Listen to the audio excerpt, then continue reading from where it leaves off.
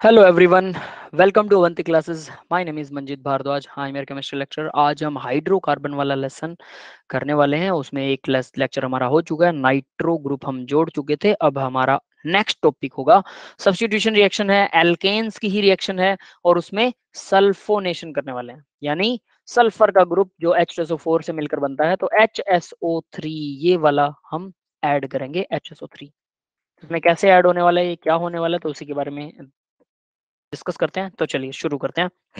देखिए भाई, H2SO4 और SO3 ये होता है, इन दोनों को जोड़ दो, नंबर ऑफ एटम्स जोड़ो तो H2 बनेगा, S2 बनेंगे और O7 बनेगा।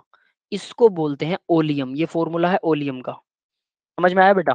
ये होता है फ्यूमिंग H2SO4। इसको हम फ्यूमिंग H2SO4 भी बोलते हैं, या फिर इसे एनहाइड्रस H2SO4 भी बोलते हैं। एनहाइड्रस का मतलब समझते हो? सर बिना मॉइस्ट वाला। एनहाइड्रस बिना पानी वाला बेटा बेटा NHYDROUS, एनहाइड्रस विदाउट वाटर, पानी ना हो जिसमें। ये बिना पानी वाला एसिड है H2SO4 SO3। कैसे? Let's see it. H2SO4, इसमें से अगर हम पानी को माइनस कर दें तो क्या बचेगा? देखो जरा, H2 से H2 जीरो हो गया, S बचेगा, ऑक्सीजन 3 बचेंगे, है ना? बन गया। Yes sir. तो यानी H2SO4 से अगर पानी रिमूव कर दिया जाए तो वो बन जाएगा एनहाइड्रस H2SO4। होगा वो SO3, बट उसको एनहाइड्रस H2SO4 बोल सकते हैं। ठीक है, तो जब ये एनहाइड्रस H2SO4 H2SO4 में मिला दिया जाता है तो सल्फर ट्राइऑक्साइड गैस जो है वो उसमें से बाहर निकलती रहती है। इसको बोलते हैं फ्यूमिंग H2SO4, या फिर इसे ओलियम भी बोलते हैं, क्योंकि इन दोनों फॉर्मूला को जोड़ दिया जाए, हालांकि जोड़ने से ऐसा कोई मॉलिक्यूल बनता बनता नहीं है, बट ये बना देते हैं, तो इन दोनों को जोड़ दिया जाए तो वो ओलियम होता है। क्लियर है भाई? याद रहेगा सबको, है ना? Yes sir. ठीक है, तो ये एनहाइड्रस H2SO4, ये SO3 होता है। ठीक है, और H2SO4 फ्यूमिंग, दोनों फ्यूमिंग बनाते हैं। सेम एज इट इज यहाँ पर ना फ्यूमिंग HNO3 था, याद है, जिसमें धुआं निकलता रहता है। मैंने इसको ज्यादा एक्सप्लेन नहीं किया था क्योंकि इसके इसका कुछ खास इंपॉर्टेंस है नहीं, बट इसका बहुत इंपॉर्टेंस है। ये हम आगे भी पढ़ेंगे कि ओलियम क्या चीज होती है। इसकी प्रेपरेशन करेंगे H2SO4 की +2 के अंदर, और फिर ओलियम का नाम आएगा, है ना? तो मैंने अभी बता दिया कि ओलियम वो चीज होती है। और HNO3 भी कुछ ऐसा ही है। फ्यूमिंग HNO3 क्या होता है? HNO3, इसमें से माइनस कर दीजिए H2O, तो क्या H2O माइनस करेंगे? H2O कैसे माइनस हो सकते हैं? इज दिस पॉसिबल कि H2O माइनस हो जाए? नहीं है ना पॉसिबल, क्योंकि दो H तो है ही नहीं इसके पास। ठीक है, तो इसमें होता क्या है, NO2 नाइट्रस ऑक्साइड होती है, नाइट्रोजन डाइऑक्साइड बोल सकते हैं, NO2। अगर इसमें भी एनहाइड्रस वाले में, यानी एक तो ये है और एक बिना पानी के NO2 में अगर H2SO4 H2O जोड़ेंगे तो कुछ और ही बनता है, H2NO3 बनता है। H2NO3 नहीं, हमें HNO3 चाहिए। ठीक है, तो हालांकि ये ऐसा कुछ बनेगा नहीं इसका जोड़ तोड़, तो इसलिए मैंने इसको डिस्कस नहीं किया था। बट इसमें भी NO2, अगर NO2 डाल देते हैं तो फ्यूमिंग HNO3 बनेगा। ये फ्यूमिंग HNO3। ठीक है, इसको भी फ्यूमिंग इसी तरह से बोलते हैं NO2 को डालने के बाद। ठीक है, लाइक दैट यहाँ पर भी है, लेकिन ये वाला इंपॉर्टेंट है SO3 वाला, तो इसको याद रखिएगा, ओलियम जिसे बोलते हैं। ठीक है, ये याद रहेगा। अब SO3 जोड़ दो, एनहाइड्रस H2SO4 ओलियम।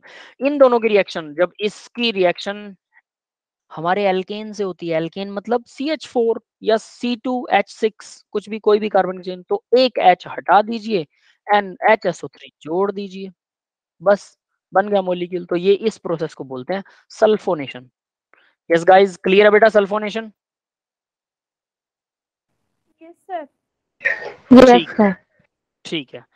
अब आगे बढ़ते हैं बेटा। तो सल्फोनेशन हो चुका है, सीधी सीधी रिएक्शन है। इसके बारे में बस मेरे को आपको एक्सप्लेनेशन देनी थी कि ये ओलियम वर्ड आता है यहाँ पर। ठीक है, बाकी तो रिएक्शन डायरेक्ट है, वो आपको याद ही करनी है, लिख के देखनी है।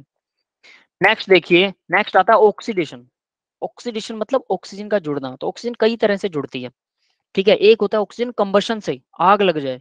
कंबशन मतलब ऑक्सीजन की प्रेजेंस में आग लगे। ऑक्सीजन होना बहुत जरूरी है। तो अब मैं अगर आपसे पूछूं, क्या कोई ऐसी आग देखी आपने जो ऑक्सीजन की एब्सेंस में लगती हो? एग्जाम्पल याद है? ऑक्सीजन के बिना आग लगती हो?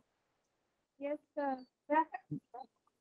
सन, यस, सन के अंदर आग लगी होती है, सारी हाइड्रोजन है उसके अंदर और वो ऑक्सीजन के बिना ही एब्सेंस में ही लगती है, तो ये वैसा ही है, ठीक है। तो यहाँ पर भी हम मतलब जब भी कंबशन वर्ड का यूज होगा तो उसमें ऑक्सीजन डिफॉल्ट में होगी, याद रख लेना, आप इसको मिस नहीं कर सकते हैं कंबशन वर्ड में जब भी ये होगा, ठीक है, तो ये याद रखिएगा।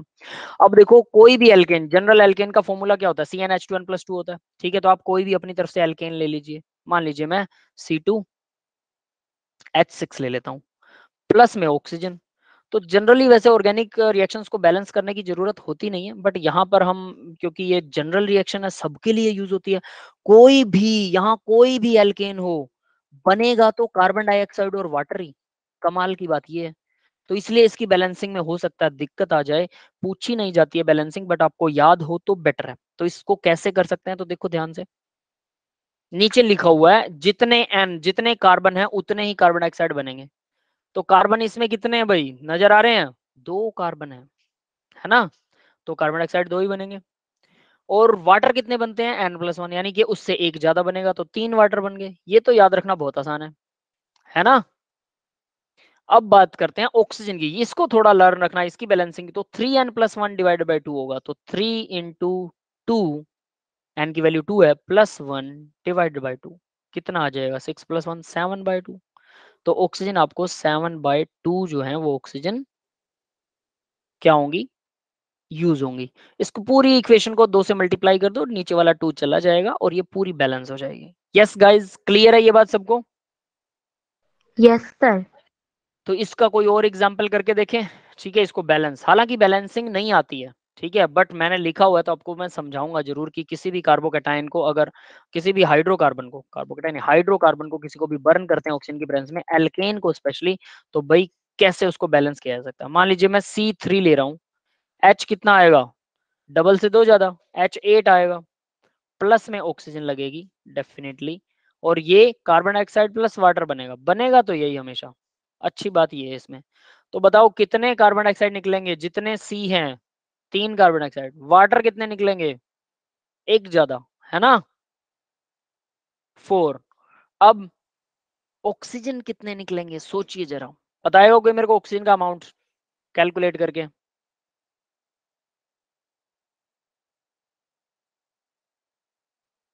बैलेंसिंग समझ में आ रही है सबको, कैलकुलेट करके बता सकते हो।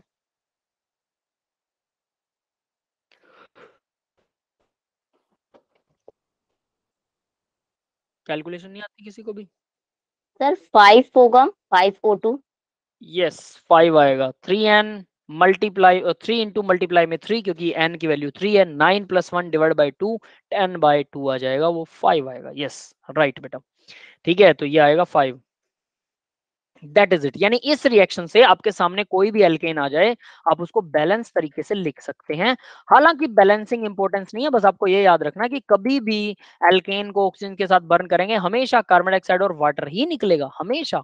एल्कीन, कार्बन कार्बन में डबल बॉन्ड हो तब भी ऑक्सीजन के साथ बर्निंग में उसमें भी कार्बन डाइऑक्साइड और वाटर ही निकलता है। एल्काइन, कार्बन कार्बन में ट्रिपल बॉन्ड हो तब भी कार्बन डाइऑक्साइड और वाटर निकलता है, बट उनकी बैलेंसिंग थोड़ी अलग होगी। तो कम से कम यहाँ से आपको वो अंदाजा लग जाएगा कि कुछ ऐसा कोई जनरल फॉर्मूला सबके लिए बनाया जा सकता है। That is called combustion. Combustion clear हो गया भाई सबको, है ना। अब बात करते हैं कैटालिटिक ऑक्सीडेशन की। ऑक्सीजन दे रहे हैं लेकिन कैटलिस्ट के साथ। फर्स्ट देखिए, CH4 को ऑक्सीजन मिल रही है कॉपर ट्यूब के अंदर, ये रिएक्शन होती है कॉपर ट्यूब में। तो कॉपर ट्यूब के अंदर CH4+O2 लगाएंगे, ठीक है, कुछ टेम्परेचर देंगे, कुछ प्रेशर देंगे। तो आपको ये टेम्परेचर प्रेशर याद नहीं करने हैं, आप इसकी जगह पर डायरेक्टली हीट का साइन दे सकते हैं, इसकी जगह पर डायरेक्टली प्रेशर लिख सकते हैं, ठीक है। कुछ टेम्परेचर और प्रेशर होते हैं जो जनरली हमें याद करने पड़ते हैं हर उन रिएक्शंस में। वो 3-4 रिएक्शन है जिनमें याद करने पड़ते हैं। बाकी किसी रिएक्शन में टेम्परेचर प्रेशर की कोई इंपॉर्टेंस नहीं है, वो आप डायरेक्टली सिर्फ टेम्परेचर का साइन बना सकते हैं, प्रेशर का नाम लिख सकते हैं, बस। कितना होगा, need not to learn that, ठीक है। तो अब देखिए इसके अंदर नेक्स्ट क्या आ रहा है। अगर ऐसा करते हैं, कॉपर ट्यूब में इसको रखते हैं ऑक्सीजन की प्रेजेंस में, तो हमारे पास बनता है अल्कोहल, मेथेनॉल बन रहा है यहाँ पे। देखिए CH4 के साथ OH जुड़ गया, मेथेनॉल, एक कार्बन की चेन थी तो एक ही कार्बन का OH जुड़ा है। यस बेटा, क्लियर है ये सबको। Yes sir. नीचे वाली रिएक्शन अगर रिएजेंट बदल दिया, मोलिब्डेनम ऑक्साइड, मोलिब्डेनम क्या होता है, MO, छोटा O है, 2 ऐसे से 2 और O3, MO2O3 मोलिब्डेनम ऑक्साइड। अगर ऊपर कॉपर क्यूब की जगह molybdenum oxide plus temperature plus pressure, है ना, टेम्परेचर प्रेशर याद रखने की जरूरत नहीं कितना, बस देंगे कुछ। तो अगर ऐसा होता है तो इस रिएक्शन के अंदर भी कुछ और बनेगा, एल्डिहाइड। उसमें अल्कोहल बन रहा था, इसमें एल्डिहाइड बन रहा है। एक कार्बन की चेन है तो एक ही कार्बन का एल्डिहाइड, फर्स्ट एल्डिहाइड बन रहा है। क्या नाम होता है इसका? Myth methanol. Enol, methanol. और कॉमन नेम क्या होता है? फॉर्मेल्डिहाइड। ठीक है, formaldehyde will be the name of this compound. Common name है फॉर्मेल्डिहाइड या मेथेनॉल बनता है। तो ये एल्डिहाइड बनेगा, यानी अगर कॉपर ट्यूब होगी, टेम्परेचर प्रेशर सब कुछ होगा तो अल्कोहल, और अगर मोलिब्डेनम ऑक्साइड होगा तो एल्डिहाइड, और अगर Ag2 हो, Ag2O सिल्वर ऑक्साइड हीट के साथ, ठीक है, ऑक्सीजन की प्रेजेंस में, तो देखो ऐसे दो मॉलिक्यूल लेने पड़ेंगे और कम से कम 2 कार्बोक्सिलिक एसिड बनेंगे। क्लियर है? तो कार्बोक्सिलिक एसिड बनता है।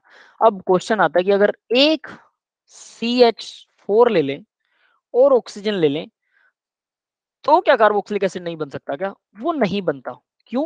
क्योंकि जो पहला कार्बोक्सिलिक एसिड होता है, ठीक है, C double bond O OH और ये H, ठीक है, फॉर्मिक एसिड बोलते हैं इसे, पहला कार्बोक्सिलिक एसिड। ये एक्चुअल में खुद हीट की वजह से, टेम्परेचर या किसी और वजह से भी कार्बन डाइऑक्साइड प्लस वाटर में कन्वर्ट हो जाता है। तो इसकी स्टेबिलिटी थोड़ी कम होती है, इसलिए हम पहले को नहीं बनाते। तो इसलिए कम से कम 2 कार्बन वाली चेन आपको लेनी पड़ेगी, ठीक है। उसको बनाने का अलग तरीका है, ये उससे नहीं बनेगा। दैट इज वाई हमने 2 लिया। क्लियर है भाई ये बात सबको? Yes sir. ठीक है, हीट के साथ में, दैट्स इट। तो देखो 3 चीजें यहाँ पर, कॉपर के साथ रिएक्शन होगी तो अल्कोहल, मोलिब्डेनम ऑक्साइड के साथ एल्डिहाइड, और Ag2O सिल्वर ऑक्साइड के साथ में क्या बनेगा? वो कार्बोक्सिलिक एसिड बनेगा। That's it. नेक्स्ट देखिए बेटा, आइसोमेरिज्म। आइसोमर हमने पढ़ रखा है। FMCP का रूल याद है सबको? सबसे पहले फंक्शनल आइसोमर को चेक करते हैं, फिर मेटामर को चेक करते हैं, फिर चेन आइसोमर को चेक करते हैं, फिर पोजीशन आइसोमर को चेक करते हैं। अगर प्रेफरेंस देनी है तो सबसे पहले फंक्शनल आइसोमर को प्रेफरेंस दी जाती है। तो ये 4 ही टाइप के होते हैं, यहाँ से भी आपको पता लग जाएगा वो, बाकी ट्यूटामर है या फिर रिंग और चेन आइसोमर है। दैट इज इट, ठीक है। तो ऐसे ये बुक करता है। तो यहाँ देखिए कार्बन की स्टेट 4 कार्बन की चेन थी, सिंपल 4 कार्बन की चेन है। यहाँ पर भी 4 ही कार्बन की चेन है, लेकिन यहाँ ब्रांचिंग आ गई। कैसे बनी ये ब्रांचिंग? ये कौन सा आइसोमर है? यहाँ से आप अंदाजा लगा सकते हैं कि ये ब्रांचिंग कैसे बनी और ये कौन सा आइसोमर है। Chain isomer. ये चेन आइसोमर है, यस। ये क्योंकि चेन बदल गई, पहले स्ट्रेट चेन थी अब ब्रांचिंग वाली चेन होगी, तो chain isomer, that is called chain isomer. कैसे बना ये? एल्यूमिनियम ट्राई क्लोराइड और HCl और प्लस हीट, इन तीनों को डालने से ये वाला कंपाउंड तो कम से कम इस कंपाउंड में बदल जाता है। अगर कोई और कंपाउंड होगा तो वो शायद उसका फॉर्म कुछ और हो जाए, लेकिन इसके लिए तो पर्टिकुलर यही केस है। तो एक पर्टिकुलर एग्जांपल आपको पता होना चाहिए। तो इस तरह से आइसोमर बदल गया, दैट्स इट। क्लियर है भाई? आगे बढ़े बेटा सब? Yes sir. ठीक है, तो चलिए आगे बढ़ते हैं अब। नेक्स्ट देखिए, नेक्स्ट है एरोमेटाइजेशन। एरोमेटाइजेशन का मतलब क्या है? एरोमेटिक कंपाउंड बनाना। एरोमेटिक कंपाउंड कौन से होते हैं? 4n+2 पाई इलेक्ट्रॉन होते हैं, जिसके अंदर 4n+2 equal to pi electrons. ये किया हुआ है ना, हक्कल रूल, सबको याद है? Yes sir. तो यहाँ पर हम वही कंपाउंड बनाएंगे एरोमेटिक। कैसे बनते हैं वो? 6 कार्बन की सीधी सीधी चेन है, इसको हमें बेंजीन में बदलना है। बेंजीन भी एक एरोमेटिक कंपाउंड है, ये हम अच्छे से जानते हैं। तो इसको हमने बेंजीन में बदलना है। कैसे बदला जाता है? तो यहाँ देखिए, chromium trioxide, vanadium pentoxide, molybdenum oxide, या फिर मोलिब्डेनम की जगह पर एल्यूमिनियम ट्राइऑक्साइड भी लगा सकते हैं, ठीक है। तो इस तरह से इन सबको अगर मिलाते हैं, ठीक है, plus temperature 773 kelvin plus 10 to 20 atmospheric pressure, ये सब के कॉम्बिनेशन से बेंजीन बन जाता है, ठीक है। और 4 हाइड्रोजन भी यहाँ से बाहर निकल जाती हैं, but need to show the by product, जरूरत नहीं है बाई प्रोडक्ट की। That is all. Yes guys, benzene बनाना आ गया सबको? Yes sir. ठीक है, तो बेंजीन रिंग के बारे में एक इंटरेस्टिंग फैक्ट बताता हूँ। कहते हैं कि पेट्रोल के अंदर अगर बेंजीन रिंग को मिला दिया जाए तो ऑक्टेन नंबर बढ़ जाता है इसका, ठीक है। बीटेक के अंदर पढ़ाया जाता है, बीटेक फर्स्ट ईयर के अंदर ऑक्टेन नंबर बढ़ जाता है। मैंने कुछ बीटेक के बच्चों के केमिस्ट्री के पेपर चेक किए थे, ठीक है। कई बार हमारे पास आ जाते हैं, गवर्नमेंट कॉलेजेस के पेपर भी आ जाते हैं।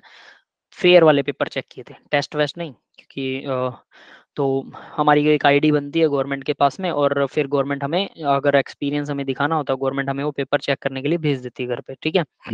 तो हम उसके रियल वाले जो बोर्ड के एग्जाम होते हैं, वैसे ही यूनिवर्सिटी के एग्जाम होते हैं, उसमें नंबर लगाए थे। तो उसमें ऑक्टेन नंबर के बारे में डिस्कशन होता है। ऑक्टेन नंबर मतलब आपकी गाड़ी की एवरेज बढ़ जाएगी। अगर आप पेट्रोल में बेंजीन मिक्स कर देते हैं तो गाड़ी की एवरेज बढ़ जाती है। 1 लीटर पेट्रोल में थोड़ा सा बेंजीन 10 ml 20 ml ऐसा कुछ कर देते हैं, लेकिन उससे एक प्रॉब्लम है। पहली बात, बेंजीन का रेट ज्यादा है, 150 रुपए लीटर या 200 रुपए लीटर है। तो इससे सस्ता तो पेट्रोल आता है। तो सस्ता पेट्रोल आता है तो ऑब्वियस है उसकी एवरेज की बजाय मनी भी तो मायने रखती है। भले 2 लीटर पेट्रोल अगर हम डालते हैं 200 रुपए का, और 1 लीटर बेंजीन डाल रहे हैं 100 रुपए की, तो गड़बड़ करेगा। ठीक है, वो 200 रुपए की अकेली, तो भले ही एवरेज बढ़ जाए लेकिन एवरेज डबल तो नहीं करती बेंजीन। दूसरा, बेंजीन बहुत ज्यादा धुआं फेंकती है, ठीक है, तो इसलिए भी बेंजीन को मिक्स नहीं किया जाता। हालांकि बेंजीन को मिलाने से ऑक्टेन नंबर बढ़ जाता है। ठीक है भाई, क्लियर है ये सबको, है ना। तो इंटरेस्टिंग सी चीज थी, ताकि आपको याद रहे कि एरोमेटाइजेशन में हमने बेंजीन बनाना सीखा था। आगे बढ़ते हैं बेटा, पायरोलाइसिस, क्रैकिंग। पायरोलाइसिस का मतलब तोड़ना किसी चीज को, क्रैक करना। तो कैसे तोड़ा जाता है किसी चीज को भाई? तो देखो, तोड़ने के बहुत सारे तरीके हैं, ठीक है। हीट कर दो और टेम्परेचर और प्रेशर दे दो, टूट जाएगी। तो कार्बन की 6 कार्बन की चेन है, तो कैसे कैसे टूटेगी? सारे फ्रेगमेंटेशन आएंगे, सारे हिस्से, जितना आप तोड़ सकते हो, जैसे आप तोड़ सकते हो, ठीक है। तो देखो नीचे से शुरू करेंगे हम। यहाँ देखो क्या है, 3 कार्बन की चेन अलग होगी, 2 की अलग होगी, 1 की अलग होगी। तो 3 2 1, टोटल 6 कार्बन आ गए, कोई दिक्कत नहीं है, ठीक है। 6 कार्बन। नेक्स्ट वाले में देखो, 4 कार्बन की एक एक हिस्सा बना, 2 कार्बन का एक बना, बाकी हाइड्रोजन भी टोटल वही मिलेंगी। तो 4 + 2 टोटल 6 आ गए। हाइड्रोजन भी टोटल सही मिलेंगी, कोई दिक्कत नहीं। उससे ऊपर वाले में क्या हो रहा है, 6 कार्बन थे, 6 ही है, लेकिन हाइड्रोजन एक बाहर निकल गया। मतलब 2 हाइड्रोजन के एटम बाहर निकल गए। इसका मतलब इसमें डबल बॉन्ड बना होगा पक्का, है ना। कार्बन तो 6 ही है, तो डबल बॉन्ड अगर मैं बना दूं, तभी इसका एक हाइड्रोजन, एक इसका हाइड्रोजन, ये 2 हाइड्रोजन यहाँ से रिप्लेस हो सकते हैं जब डबल बॉन्ड बना दे। तो इसका मतलब इसमें डबल बॉन्ड है, और ये हाइड्रोजन, सिर्फ हाइड्रोजन रिप्लेस हुआ है। या फिर 4 और 2 6 का पेयर, या फिर 3 2 1, जो भी आपको पेयर बन सकता है, जो भी पॉसिबल चीजें वो आप सारी बना सकते हैं, डोंट वरी। लेकिन कम से कम इस केस के लिए ये वाला चीज जरूर याद रखिएगा। यस गाइज, क्लियर है बेटा सबको? Yes, sir. है ना, सिंपल सी चीज है। पायरोलाइसिस मतलब क्रैकिंग, यहाँ क्रैक हो रहा है, मॉलिक्यूल टूट रहा है। नेक्स्ट देखिए, प्रेपरेशन ऑफ एल्कीन। तो भाई एल्केन हमारा खत्म हो गया, ठीक है, एल्केन वहीं तक था, पायरोलाइसिस क्रैकिंग तक, बेंजीन बनाया और पायरोलाइसिस कर दिया, हाइड्रोकार्बन्स का पायरोलाइसिस किया हमने एल्केन्स का। नेक्स्ट है प्रेपरेशन ऑफ एल्कीन। एल्कीन क्या होती है? कम से कम एक डबल बॉन्ड हो, उसको एल्कीन बोलते हैं, है ना। प्रेपरेशन, इसको प्रिपेयर कैसे किया जाता है? तो या तो सिंगल बॉन्ड में डबल बॉन्ड बना दो, या ट्रिपल बॉन्ड तो को तोड़ के डबल बॉन्ड बना दो, है ना। और भी बहुत सारे तरीके हैं, तो वो सब हम करने वाले हैं, 5-7 रिएक्शन है, ज्यादा नहीं है। तो उससे पहले एल्कीन का कॉमन नेम क्या होता है? एल्कीन को बोलते हैं ओइलीफिन। ओइलीफिन, ओलिफिन्स जनरली बोला जाता है। ओइलीफिन का मतलब जो ऑयल जैसे दिखते हो। तो ये जो एल्कीन्स होते हैं, जब ये लिक्विड फॉर्म में, इनके जो बड़े मॉलिक्यूल्स हैं वो लिक्विड फॉर्म में होते हैं, और वो ऑयल के जैसे लिक्विड उनका नजर आता है। क्लियर है ये बात सबको? Yes, sir. तो इनका कॉमन नाम ओलिफिन है। और जो एल्केन था उसका कॉमन नाम क्या था एल्केन का, याद है किसी को? पैराफिन्स। Paraffin. पैराफिन का मतलब लिटिल एफिनिटी, जिसका मतलब कि जिसमें लिटिल एफिनिटी, मतलब जो जल्दी से रिएक्शन नहीं करते हैं, दैट इज कॉल्ड पैराफिन, ठीक है। तो ये वो होता है। तो देखिए अब जरा इसमें कैसे इसको बनाते हैं। तो भाई यहाँ पर फ्रॉम एल्काइन, एल्काइन से बनाया जाता है, ट्रिपल बॉन्ड से बनाया जाता है। तो कैसे बनाते हैं ट्रिपल बॉन्ड से? बहुत सिंपल तरीका बताऊंगा मैं आपको, ठीक है। हम लेते हैं लिंडलर कैटलिस्ट। क्या होता है ये लिंडलर कैटलिस्ट? ठीक है, ये कैटलिस्ट लेंगे जो रिएक्शन को कैटलाइज करेगा। तो ये होता है भाई पैलाडियम पीडी प्लस चारकोल, मतलब कार्बन, प्लस थोड़ा सा सल्फर, या फिर सल्फर की जगह क्विनोलिन भी ले सकते हैं। ये दोनों क्या काम करते हैं? ये बहुत अच्छा कैटलिस्ट है, पैलाडियम और चारकोल बहुत अच्छा कैटलिस्ट है, ठीक है। तो ये ट्रिपल बॉन्ड को तो तोड़ेगा, डबल में कन्वर्ट कर देगा ट्रिपल को। सॉरी। तो ये डबल में कन्वर्ट कर देगा ट्रिपल को, लेकिन एक और गड़बड़ करता है, ये डबल को सिंगल में कन्वर्ट कर देगा। इतना अच्छा होता है ये डबल को सिंगल में, बट हमें तो डबल बॉन्ड बनाना है ना। तो क्या करें, इसको थोड़ा सा डीएक्टिवेट कर देते हैं। यानी इसमें सल्फर मिलाने पर ये डीएक्टिवेट हो जाएगा या क्विनोलिन मिलाने पर ये डीएक्टिवेट हो। क्विनोलिन जो है वो एक कंपाउंड होता है, +2 में इसके बारे में पढ़ेंगे, डोंट वरी, ठीक है। तो सल्फर या क्विनोलिन इसलिए बनाया जाता है, इसको बोलते हैं कि हमने कैटलिस्ट को पॉइजन बना दिया, पॉइजन दे दिया कैटलिस्ट को, थोड़ा सा पॉइजन कर दिया या थोड़ा सा डीएक्टिवेट कर दिया। यस गाइस, क्लियर है बेटा ये सबको? Yes, sir. Yes, sir. है ना। तो इस तरह से ये, तो यहाँ ऊपर मैंने लिखा भी हुआ पैलाडाइज्ड, मतलब पैलाडियम वाला charcoal plus charcoal, palladium metal का नाम है, पीरियोडिक टेबल में है, प्लस चारकोल, ये चारकोल हो गया। Partially deactivated with poison like sulphur, तो इसको सल्फर से डीएक्टिवेट कर देते हैं क्योंकि ये ज्यादा एक्टिवेटेड होता है, हमें डबल बॉन्ड रखना है, ट्रिपल तोड़ना है, डबल रखना है। और प्लस या फिर क्विनोलिन, इस सल्फर की जगह पर आप क्विनोलिन डाल दीजिए, है ना। तो ये दोनों डालने, इसको बोलते हैं, क्या बोलते हैं, Lindlar catalyst, that is the name of the catalyst. तो देखो, partially deactivated palladium charcoal is known as Lindlar catalyst, Lindlar catalyst बोलते हैं इसे। क्लियर है अब सबको लिंडलर कैटलिस्ट क्या होता है ना। अब बात करते हैं कि ये करेगा क्या। तो एक स्पेशल सा मैंने मॉलिक्यूल ले रखा है, 4 कार्बन की चेन। देखो, अगर 2 कार्बन की चेन हो, यहाँ एच लगा हुआ, यहाँ एच लगा हुआ है, तो आपको एक डबल बॉन्ड तोड़ना है, मतलब एक बॉन्ड तोड़ना है, ठीक है, एक रखना है, 2 डबल बॉन्ड हो गया। और एच यहाँ लगाइए या यहाँ लगाइए, कोई फर्क नहीं पड़ता, इस तरफ भी लगा सकते, दोनों एच एक साइड लगाइए, दोनों एच दूसरी साइड लगाइए, कोई फर्क नहीं पड़ेगा। बट अगर आपके पास ऐसा कोई मॉलिक्यूल है, यहाँ ध्यान देना कि ऐसा कोई मॉलिक्यूल है आपके पास जिसके बीच में ट्रिपल बॉन्ड है, ये ट्रिपल बॉन्ड है, ठीक है, तो मैंने इस ट्रिपल बॉन्ड को तोड़ दिया, इसके साथ जोड़ रहा हूँ हाइड्रोजन, इसके साथ भी हाइड्रोजन जोड़ रहा हूँ।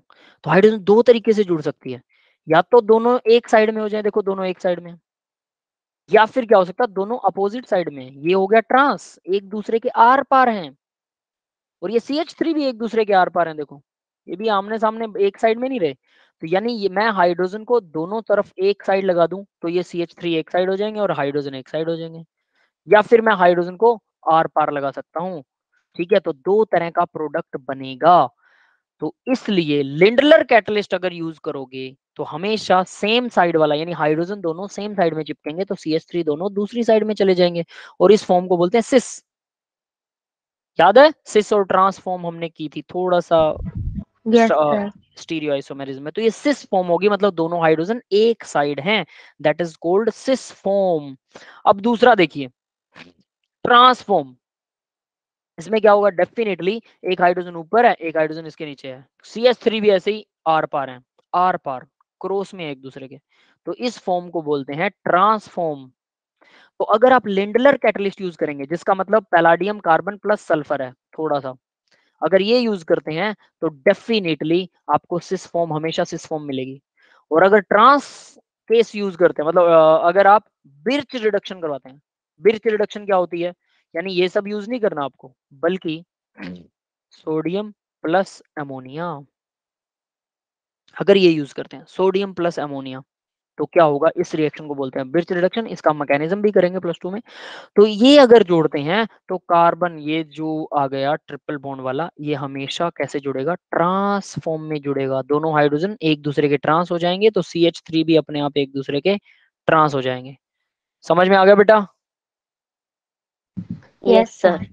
ट्रांस फॉर्म में ये जुड़ेगा, दैट इज इट, ठीक है। तो इस तरह से ये बिर्च रिडक्शन होती है। तो याद रखना, एल्काइन से जब हम एल्कीन बना रहे हैं, ट्रिपल बॉन्ड से डबल बॉन्ड बना रहे हैं, और अगर मॉलिक्यूल सिमेट्रिकल नहीं है, मतलब H जोड़ने पर H अलग अलग पोजीशन पर जुड़ सकता है, ऊपर नीचे कहीं जुड़ सकता है, तो ये स्टीरियो आइसोमर बन जाएगा एक हिसाब से। तो स्टीरियो आइसोमर के केस में अगर हमें एक ही साइड में जोड़ने हैं दोनों हाइड्रोजन, तो लिंडलर कैटलिस्ट लगाएंगे। अगर दो अलग अलग साइड में आर पार जोड़ने हैं, जैसे ये आर पार जुड़े हुए हैं हाइड्रोजन, और CH3 अपने आप आर पार हो जाएगा, फिर वो हाइड्रोजन अगर अलग जगह जुड़ रहा तो वो बिर्च रिडक्शन करवाना पड़ेगा, दैट इज इट, ठीक है। अब आगे बढ़ते हैं बेटा। तो नेक्स्ट देखिए, नेक्स्ट रिएक्शन है एल्कीन को बनाने की, सिंगल बॉन्ड से, मतलब स्ट्रेट चेन ऑफ कार्बन की, और उससे एल्कीन कैसे बनेगा। तो उससे एल्कीन बनाने का तरीका देखिए क्या है। तो यहाँ मैंने एक नॉर्मल मॉलिक्यूल लिया, CH3, CH2, CH2 और क्लोरीन, ठीक है। तो क्लोरीन को अगर मैं सेंट्राइज करूं, मतलब मेरा फोकस क्लोरीन पर है, तो क्लोरीन से नेक्स्ट कार्बन होगा अल्फा, उससे नेक्स्ट होगा बीटा, उससे नेक्स्ट होगा gamma, alpha beta gamma carbon समझ में आए बेटा? Yes, sir. है ना? तो क्लोरीन से नेक्स्ट कार्बन, मतलब जिस भी ग्रुप को मैं हाईलाइट कर रहा हूँ, मेरा पॉइंट ऑफ इंटरेस्ट का ग्रुप है या एलिमेंट है, तो उससे नेक्स्ट कार्बन जो होता है वो अल्फा होता है, और उससे भी नेक्स्ट वाला जो होता है वो बीटा होता है। ठीक है, तो इस तरह से अल्फा बीटा गामा कार्बन हम सेलेक्ट करते हैं। तो देखिए यहाँ मैंने इसी मॉलिक्यूल को थोड़ा सा एक्सपेंड करके लिखा है। ये CH3 ऐसा ही है, सेम टू सेम CH3 है। ये CH2 है, ये भी CH2 है। ये क्या है? CH2, ये भी CH2 है। ये क्लोरीन इधर लगा हुआ, मैंने क्लोरीन नीचे लगा दिया, ये देखो ये नीचे लगाया हुआ। ठीक है, तो इस तरह से सेम मॉलिक्यूल है वो, कोई फर्क नहीं है। इसके साथ जब जोड़ा जाता है KOH, KOH अल्कोहलिक होगा, ये याद रखना, इसमें अल्कोहल ऑलरेडी एडेड होगा। ठीक है, प्लस अल्कोहल होता है ये।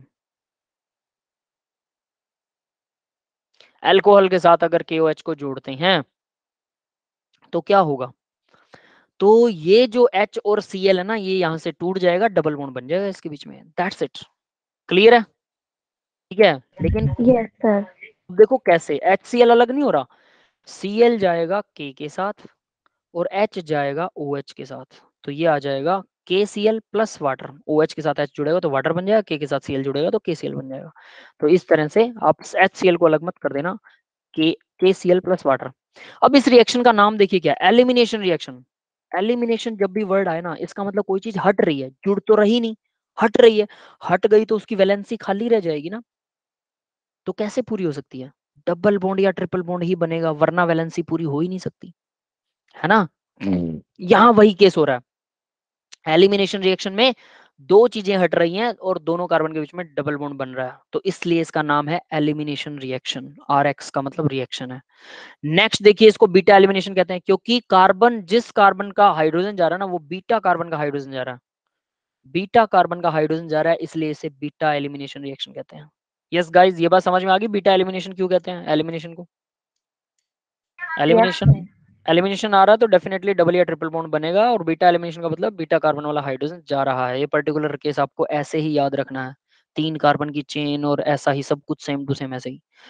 इसका एक और नाम है डी हाइड्रो हेलोजिनेशन। हाइड्रो मतलब H पॉजिटिव आयन की बात कर रहे हैं, हाइड्रो मतलब हाइड्रोजन की बात हो रही है, और हेलोजिनेशन का मतलब है कि हेलोजन की बात हो रही है। तो डी का मतलब, DE का मतलब होता है रिमूवल, रिमूवल ऑफ हाइड्रोजन और halogenation, that is called dehydrohalogenation. तो इस रिएक्शन के तीन तीन नाम है, एलिमिनेशन या बीटा एलिमिनेशन। बीटा एलिमिनेशन या एलिमिनेशन एक ही बात है। एलिमिनेशन तो है ही, जनरल एलिमिनेशन बोलते हैं, और स्पेसिफिक बोलेंगे तो बीटा एलिमिनेशन बोलेंगे। ठीक है, या फिर इसको हम डीहाइड्रोहेलोजिनेशन भी बोल सकते हैं। तो नीचे डबल बॉन्ड बन गया, KCl प्लस वाटर अलग हो गया, और नीचे लिखा हुआ है hydrogen is removed from beta carbon. क्योंकि हाइड्रोजन बीटा कार्बन से रिमूव है, इसलिए इसको बीटा एलिमिनेशन रिएक्शन कहते हैं। That's it. यस बेटा, समझ में आ गया प्रोडक्ट इस रिएक्शन का? Yes, sir. ठीक है, अब आगे बढ़ते हैं। नेक्स्ट रिएक्शन देखिए, नेक्स्ट रिएक्शन है विसिनल डाइहैलाइड के साथ में। विसिनल का मतलब होता है पड़ोसी। ठीक है, इसको बोलते हैं पड़ोसी,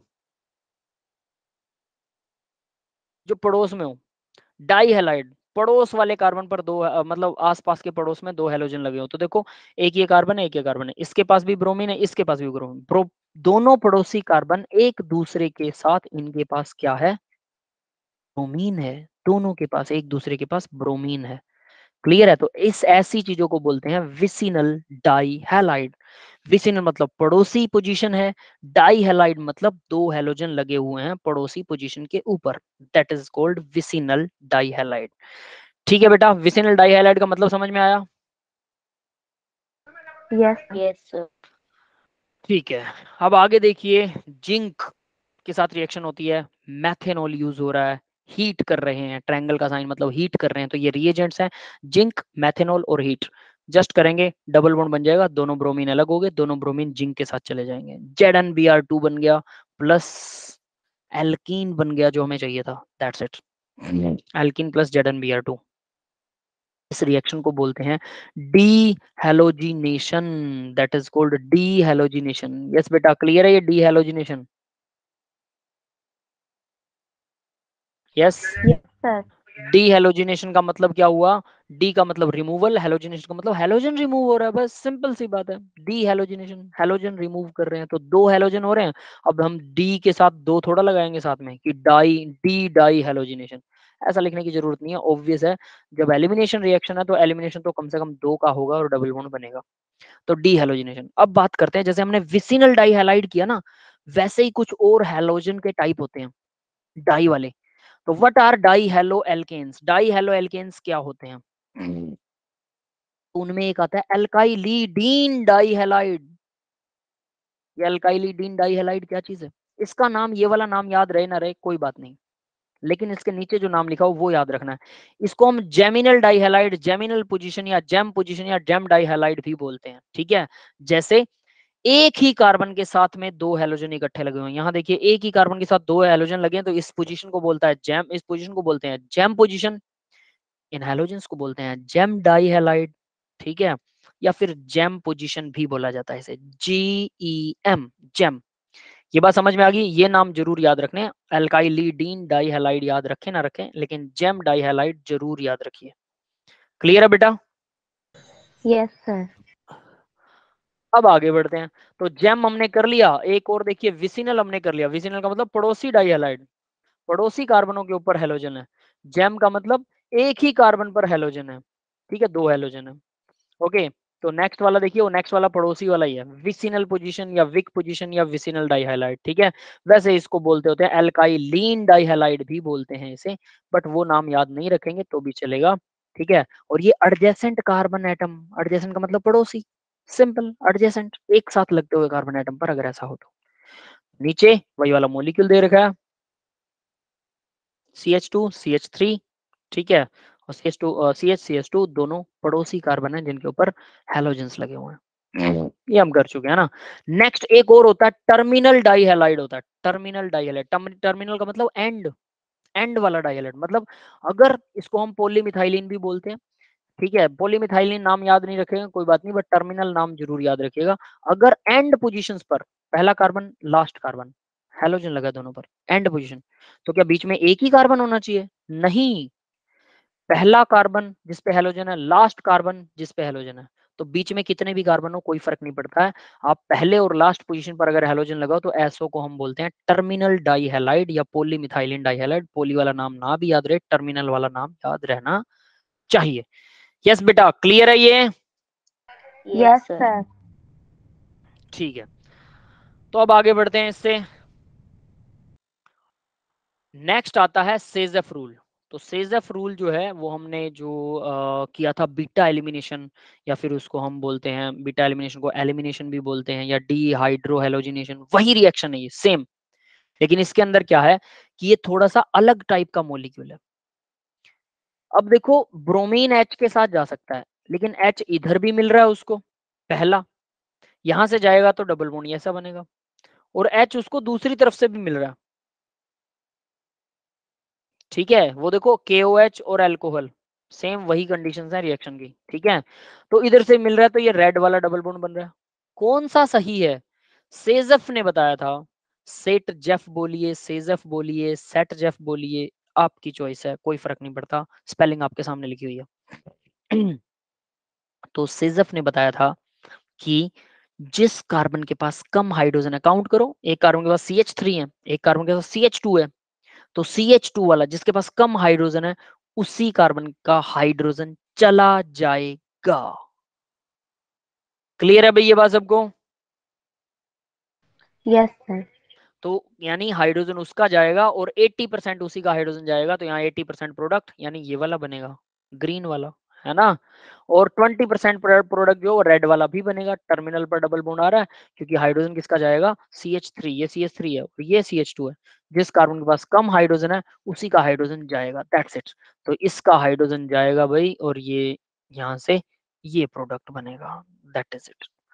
ठीक है बेटा, ये सेजफ ने बताया था, सेजफ रूल है। ऑर्गेनिक केमिस्ट्री में कई इस तरह के रूल आएंगे, वो आपको याद रखने हैं, बहुत इंपॉर्टेंट है वो, ठीक है। इसका हम मैकेनिज्म भी करेंगे आगे +2 में कि सेजफ रूल में ऐसा क्यों होता है, लेकिन अभी के लिए इतना काफी है ना। नेक्स्ट देखिए, acidic dehydration of alcohol, acidic dehydration of alcohol बहुत इंपॉर्टेंट वाली रिएक्शन है, ठीक है।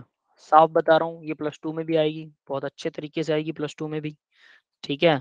और आपको अभी भी ये अभी याद करनी है, इसका मैकेनिज्म भी, हम मैकेनिज्म भी अभी याद करेंगे। नोटबुक पेन रख लीजिए, अगर अभी मेरे साथ बनाएंगे तो बहुत आसान लगेगा, और एक बार और इसको याद करके अगर बना लेंगे तो याद हो जाएगा, है ना। कम से कम 2 बार प्रैक्टिस करनी ही पड़ेगी, ऑर्गेनिक में बिना प्रैक्टिस के कुछ भी नहीं बनेगा, याद रख लेना। तो यहाँ देखिए बेटा, from acidic dehydration, acidic acid के साथ डिहाइड्रेशन, डिहाइड्रेशन का मतलब होता है पानी, डी का मतलब रिमूवल, हाइड्रेशन मतलब water, removal, removal of water, that is called, है ना। तो removal of water of alcohol, alcohol में से पानी निकाल देंगे तो हमारे पास एल्कीन बच जाएगा। तो देखिए कंसंट्रेटेड H2SO4 एसिड के साथ, या फिर इसको एल्यूमिनियम ट्राइऑक्साइड और हीट के साथ भी कर सकते हैं, ठीक है। यहाँ और भी दे रखा है और में लगा के, बट हम इसी के साथ जाएंगे, यही इंपॉर्टेंट है हमारे लिए, ठीक है। वो एक जनरल अदर केमिकल है जो आप यूज कर सकते हैं इसके अलावा भी। वो क्या रहा, देखो CH3 है, CH2 है और OH है, एल्कोहल है। क्या होगा इस, ये देखिए अगर इसको OH को मैं टारगेट करता हूँ, ठीक है, तो ये फर्स्ट कार्बन अल्फा होगा, सेकंड कार्बन बीटा होगा, ये भी बीटा एलिमिनेशन है। बीटा कार्बन से हाइड्रोजन हटा दो और अल्फा कार्बन का ग्रुप हटा दो, दैट्स इट। तो ये हमारे पास क्या बन गया, इन दोनों का H और OH हट जाएगा, दोनों के बीच में बन जाएगा डबल बॉन्ड। तो यहाँ दोनों के बीच में डबल बॉन्ड बन गया, CH2 हमें एल्कीन बनानी थी, एल्कीन बन गई, प्लस वाटर रिप्लेस हो गया, ठीक है। H और OH से पानी बनता है भाई, सीधी सी बात, पानी रिप्लेस हो गया। यस गाइस, समझ में आ गया बेटा, नीचे लिखा हुआ है elimination of water, Yes, sir. है ना। Eliminated, elimination of water means dehydration, ये नीचे भी लिखा हुआ है डिहाइड्रेशन का मतलब क्या होता है, ठीक है, तो उसको याद रखिएगा।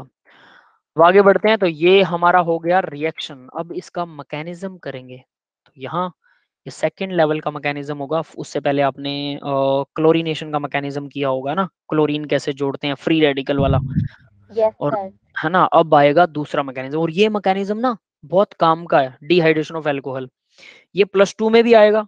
और इसी मैकेनिज्म को लास्ट स्टेप को पहला कर दो और रिवर्स में चल पड़ो, तो वो मैकेनिज्म भी +2 में आएगा, बिल्कुल डिट्टो रिवर्स कर सकते हो आप, लिख लो सीधा, उसके बाद उसको उल्टा लिख दो, कोई दिक्कत नहीं है, बिल्कुल सही बनेगा वो, कोई टेंशन है ही नहीं। तो वो दोनों मैकेनिज्म, मतलब एक मैकेनिज्म है लेकिन इसके 2 बन जाएंगे, तो दोनों मैकेनिज्म आपको अभी याद हो जाएंगे, एक याद हो गया फिर उसको उल्टा ही लिखना है, दूसरा तो याद हो ही जाएगा अपने आप। तो ये याद करना बहुत जरूरी, बहुत कॉमन मैकेनिज्म है, +2 में आएगा बहुत अच्छे तरीके से, और बहुत इंपॉर्टेंट भी माना जाता है, कॉमन बट इंपॉर्टेंट, है ना। तो देखो स्टेप नंबर 1 क्या होता है, H2SO4 2 H positive ion donate करता है, ये सबको पता है। Yes, sir. तो छोड़ दिए इसने H पॉजिटिव आयन, फर्दर क्या होगा, अब उसमें से कोई एक H पॉजिटिव आयन अटैक करेगा ऑक्सीजन के लोन पेयर, जो कि अल्कोहल के ऊपर जो ऑक्सीजन है उसके लोन पेयर पर अटैक करेगा। तो ये होगा क्या, देखिएगा जरा, मैं इसको थोड़ा साइड में अलग से लिख के दिखाता हूँ, इजी रहेगा आपके लिए। CH3 CH2, ये ऑक्सीजन है, ये हाइड्रोजन लगा हुआ है, तो एक H पॉजिटिव आयन इसके पास आएगा, इसके पास 2 लोन पेयर थे ऑक्सीजन के पास, तो ये क्या करेगा, 2 में से एक lone pair hydrogen, H positive ion का हाइड्रोजन ले जाएगा, हाइड्रोजन के पास आएगा, तो इसका पॉजिटिव चार्ज चला गया क्योंकि इसको इलेक्ट्रॉन मिल गया। ऑक्सीजन के ऊपर पॉजिटिव चार्ज आ जाएगा क्योंकि इसका एक इलेक्ट्रॉन चला गया, और ये फिर इसी से दूसरा इलेक्ट्रॉन यहाँ शेयर कर लेती है। क्लियर है ये बात। Yes, sir. तो यहाँ ये ऐसे वाली सिचुएशन बन जाएगी कि ऑक्सीजन ने अपना एक इलेक्ट्रॉन डोनेट कर दिया, वो हाइड्रोजन के पास चला गया, तो ऑक्सीजन के पास एक लोन पेयर रह गया और एक लोन पेयर उसने डोनेट कर दिया, और इस तरह से उसके बीच में ये बॉन्ड बन गया, ऐसा क्रिएट हो जाएगा। अब देखो आगे बहुत आसान है, ये बॉन्ड बना हुआ है, तो ऑक्सीजन के ऊपर पॉजिटिव चार्ज है, ऑक्सीजन अपना ये वाला इलेक्ट्रॉन, मतलब पूरा बॉन्ड अपने पास छीन लेगी, पूरा बॉन्ड। तो ये इलेक्ट्रॉन ऑक्सीजन के पास आ जाएगा, ये तो ऑलरेडी इसी के पास था, 2 इलेक्ट्रॉन्स हैं, तो एक कार्बन वाला इलेक्ट्रॉन जाएगा, कार्बन वाला इलेक्ट्रॉन ऑक्सीजन के पास चला जाएगा, तो इस कार्बन पर पॉजिटिव चार्ज आ जाएगा। यस गाइज, ये समझ में आया बेटा, ये समझ में Yes, आया, sir. है ना। तो यहाँ से अब आपको सीधा सीधा ही समझ में आएगा, तो नीचे वाले स्टेप में यही कर रखा है कि ये लोन पेयर, ऑक्सीजन अपना लोन पेयर वापस छीनेगा, लेकिन हाइड्रोजन से नहीं, उसको तो दे दिया उसने, अब कार्बन से छीन लेगा, तो कार्बन पर आ गया पॉजिटिव चार्ज, ये वाटर रिप्लेस हो गया, पूरा H2O, देखो H2O बन रहा था, बस ऑक्सीजन पे पॉजिटिव था, तो इसने अपना एक इलेक्ट्रॉन यहाँ से छीन लिया, इसका अब ये पॉजिटिव चला जाएगा, ये वाला इलेक्ट्रॉन इसने छीन लिया, तो ये दूसरा लोन पेयर भी इसका आ गया, बस इतनी सी बात है। तो यहाँ पर वाटर रिप्लेस हो गया, प्लस CH3 CH2 पर पॉजिटिव चार्ज बन गया, ठीक है, ये समझ में आ गया, ये स्लो स्टेप होता है। Yes, sir. नेक्स्ट में देखो क्या होता है, अभी CH3 को मैंने एक्सपेंड करके लिख दिया CH2 और नीचे लगा दिया H, ये रहा H, ये वाला सेम टू सेम ही ऐसे ही है। अब क्या हुआ, अब इस कार्बन पे पॉजिटिव चार्ज था तो ये पूरा बॉन्ड कार्बन और हाइड्रोजन वाला इधर शिफ्ट हो जाएगा, ये पूरा बॉन्ड इधर शिफ्ट हो गया तो इन दोनों के बीच में बन गया CH2 डबल बॉन्ड बन गया और ये H पॉजिटिव आयन जो था वो यहाँ रिप्लेस हो गया। यस बेटा, समझ में आया, ये वाला बॉन्ड इधर आ जाएगा और H पॉजिटिव आयन रिप्लेस हो जाएगा, हमारा एल्कीन बन गया। Yes, sir. ठीक है, तो अगर इसी को उल्टा कर दो, एल्कीन को वाटर दें हम, हाइड्रेशन ऑफ एल्कीन, वाटर दें, उल्टा, जस्ट उल्टा चलना शुरू हो जाओ, ये H इसके साथ अटैच होगा तो ये बन जाएगा, ये एरो मत दिखाना फिर, ठीक है, ये बन जाएगा। फर्दर क्या होगा, अब ये बनने के बाद में ये ऐसा दिखा दो इसे, ये और ये एक ही चीज है, फिर इसमें वाटर को जोड़ दो, वाटर जुड़ेगा तो कैसे हो जाएगा, वाटर ऐसा जुड़ेगा, ये एरो मत दिखाना बस, एरो उल्टा लगेगा बस, है ना, वाटर ऐसा जुड़ेगा तो फिर वाटर हाइड्रोजन से, अब हाइड्रोजन से अपना लोन पेयर वापस लेगा, हाइड्रोजन से लोन पेयर वापस लेगा तो ये OH बन गया और H पॉजिटिव आयन यहाँ रिप्लेस हो गया, बस जस्ट उल्टा मैकेनिज्म भी दिखा सकते हो, वो क्या होगा, हाइड्रेशन ऑफ एल्कीन, एल्कीन में पानी को जोड़ रहे हैं एसिड की प्रेजेंस में, और अभी क्या कर रहे हैं, एल्कीन बनाने के लिए एल्कोहल से हम H पॉजिटिव आयन की प्रेजेंस में एल्कोहल से, अब देखो क्या हो रहा है एक्चुअल में, एक स्टेप में करें तो ये H इधर जुड़ गया, ये जुड़ गया, यहाँ से वाटर रिप्लेस हो गया, ये हो गया रिप्लेस, इस कार्बन पे आ गया पॉजिटिव, तो ये कार्बन पे पॉजिटिव आया तो ये CH2 था, यहाँ H था, ये H इसका डबल बॉन्ड रिलीज कर देगा, H पॉजिटिव आयन फ्री हो गया, बस यहाँ वाटर OH पर H पॉजिटिव आयन जुड़ा और CH3 से H पॉजिटिव आयन रिलीज हुआ तो कुल मिला के H हमें वापस मिल गया, दैट्स इट। तो एसिड ने क्या काम किया, कैटलिस्ट का काम किया और ये वाटर रिप्लेस हो गया, एल्कीन बन गया, दैट इज इट। इसको अच्छे से लिख के देखना, बहुत आसान मैकेनिज्म है, बड़े आराम से आ जाएगा। यस गाइस, क्लियर है बेटा, सबको समझ में आ गया? Yes, sir. ठीक है, अब आगे देखते हैं। आगे ये लास्ट रिएक्शन है एल्कीन की प्रेपरेशन की, ठीक है, एल्कीन को कैसे बनाते हैं, ये लास्ट वाली रिएक्शन। इसमें देखिए क्या है, दो कार्बोक्सिलिक एसिड, सोडियम या पोटेशियम के साल्ट हैं, salt of di carboxylic acid. तो साल्ट का मतलब क्या होता है, हमारे पास कार्बोक्सिलिक एसिड है CH2, देखिए CH2, एक ये कार्बन है, एक ये कार्बन है, दोनों के पास में COOH लगा हुआ है, इसके साथ भी COOH लगा हुआ है, ठीक है। इसकी रिएक्शन अगर मैं 2KOH से करवाऊं, 2KOH से, तो क्या होगा, OH क्या होता है, बेस KOH, तो ये एसिड है, acid H positive ion donate कर देगा, है ना, तो ये बन जाएगा CH2 COO, Na इसके साथ जुड़ गया, नीचे वाले के साथ भी Na जुड़ जाएगा, COONA, है ना, COONA प्लस वाटर रिप्लेस हो जाएगा, तो ये हमारा बन गया पहला रिएक्टेंट, और ये क्या बन गया, साल्ट बन गया, वो तो एसिड था ऊपर, साल्ट बन गया, किसका साल्ट है, सोडियम का साल्ट है ना, सोडियम लिख दिया क्या मैंने, पोटेशियम लिखना था, पोटेशियम के साथ रिएक्शन करवाइए, उल्टा लिख दिया, है ना, तो यहाँ सोडियम नहीं आएगा, ये पोटेशियम आएगा, जिससे रिएक्शन करवाओ KOH से रिएक्शन कराओगे तो पोटेशियम, और अगर NaOH से रिएक्शन कराओगे तो डेफिनेटली सोडियम लगेगा, ठीक है। तो यहाँ पर हमारे पास पोटेशियम लगेगा, पोटेशियम, ये भी पोटेशियम, तो इस तरह से पोटेशियम का साल्ट बन गया। तो ये है हमारे पास पोटेशियम का साल्ट, इस साल्ट को वाटर के साथ हाइड्रोलाइसिस करवाते हैं, ध्यान रखना, हाइड्रोलाइसिस, इलेक्ट्रोलाइसिस हो रही है यहाँ पे, इलेक्ट्रोलाइसिस, इलेक्ट्रोलाइसिस मतलब इलेक्ट्रिसिटी देंगे और तब ऐसा कुछ होगा, तो यहाँ इलेक्ट्रिसिटी दी जा रही है, ठीक है। और क्या हो रहा है, कार्बन डाइऑक्साइड यहाँ से उड़ गया, कार्बन डाइऑक्साइड यहाँ से उड़ गया, दोनों का कार्बन डाइऑक्साइड गायब हो गया, सीधा सीधा दो H2CH2 थे, इन दोनों के बीच में डबल बॉन्ड आ गया, बस दो कार्बन डाइऑक्साइड अलग हो गए, प्लस दो हाइड्रोजन भी रिलीज हो जाएंगे, वो वाटर में से रिलीज होंगे हाइड्रोजन, प्लस KOH भी बन जाएगा, वो भी वाटर में से ही बनेगा, पोटेशियम वाटर का OH के साथ जुड़ जाएगा, KOH बन गया, और जो H पॉजिटिव आयन था वो 2H की फॉर्म में अलग हो गया। तो इस तरह से सारी रिएक्शन होती है, तो आपको पूरे रिएक्टेंट डायरेक्टली लर्न करने हैं, अंदर की प्रोसेस का हमें कोई ज्यादा लेना देना नहीं है।